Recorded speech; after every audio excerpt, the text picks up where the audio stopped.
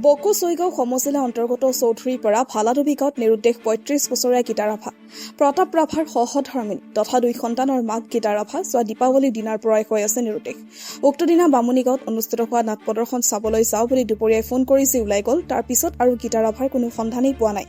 ওচৰ চুবুৰীয়া গোষ্ঠী কুটুম্ব বন্ধু বান্ধৱ সকলোতে গীতাক বিচাৰি হাবাথুৰি খাইছে প্ৰতাপ ৰাভা তথা গীতা ৰাভাৰ 2 সন্তান। কোনো সদাশয় ব্যক্তিয়ে যদি গীতা ৰাভাৰ সন্ধান পায় তেনেহ'লে 9854738844 নম্বৰত যোগাযোগ কৰিবলৈ কাটৰ অনুৰোধ জনাইছে গীতা ৰাভাৰ পৰিয়ালে। নমস্কাৰ, মই প্ৰতাপ ৰাভা। মোৰ পত্নী গীতা ৰাভা যোৱা সোমবাৰ 20 তাৰিখ নিৰুদ্দেশ হয়। যদি কোনো ব্যক্তিয়ে সদায় ব্যক্তিয়ে গম পায় এইটো ফোন নম্বৰত জনাব। নমস্কাৰ, মই ঋতুমণি ৰাভা। মোৰ ঘৰ ভালাডুবি।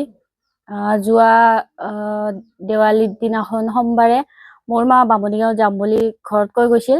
আমিও নাছিলোঁ ঘৰত। তাৰপিছত দেউতা ওলাই গৈছিল। তেনেকৈ দেউতাক কোৱা হৈছে বামুণীগাঁৱত যাম বুলি। সেইদিনাখনৰ পৰা মা এতিয়ালৈ ঘৰত আহি পোৱা নাই। যদি কোনোবাই জানে বা দেখে ক'ৰবাত আমাক কণ্টেক্ট কৰিব, নাম্বাৰটো দিয়া হৈছে।